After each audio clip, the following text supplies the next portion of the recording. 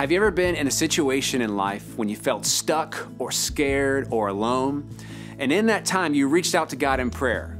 Maybe you desperately asked Him to heal you or a loved one, or to bring back a child making destructive choices, or to fix a dire financial situation, but God didn't answer those prayers. And in your disappointment, what did you feel towards God? Angry, abandoned, unloved? Maybe you wondered if He even exists, or if He does He care? Or what's the point of prayer? Well, you're not alone in that.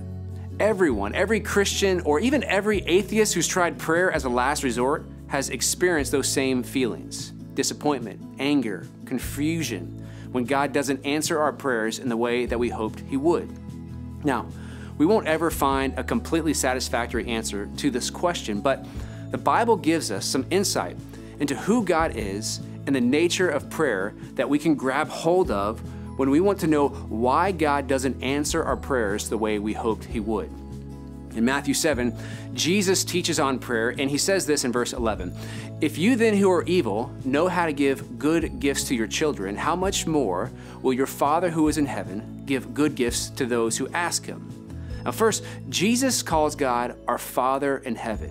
You see, God is not far away and removed from the day-to-day details and emotions of your life.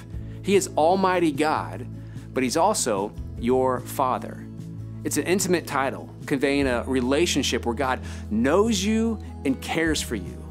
And we see this most clearly on the cross, where out of love, Jesus died to cleanse you from sin and to restore a relationship between you and God.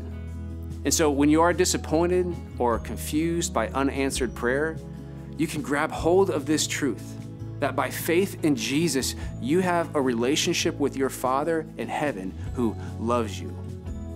Secondly, Jesus says that God, like a loving Father, gives good things to those who ask Him. And the key word there is good. What are good things? When we're confused by God not answering our prayers, or when we question His goodness or His plan, we can remind ourselves that God knows more than we could ever know. He is infinite in wisdom. He has no beginning or end. And compared to our 10 or 30 or 60 or 90 years on this earth, He knows infinitely more about what is good for us than we could ever fathom. And so He calls us to believe that when we ask for things and say, "How is this not a good thing?" we can grab hold of the truth that He knows far beyond what we know. He sees what we do not see in front of us, that He knows what's good for us. Now, that doesn't resolve all of our tension, does it? We're still disappointed or confused and even angry when God doesn't answer our prayers the way we'd hoped. That's okay to feel that way.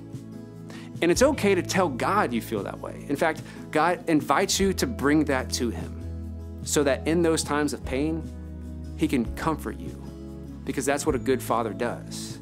And He is your good Father who loves you and is working things for your good.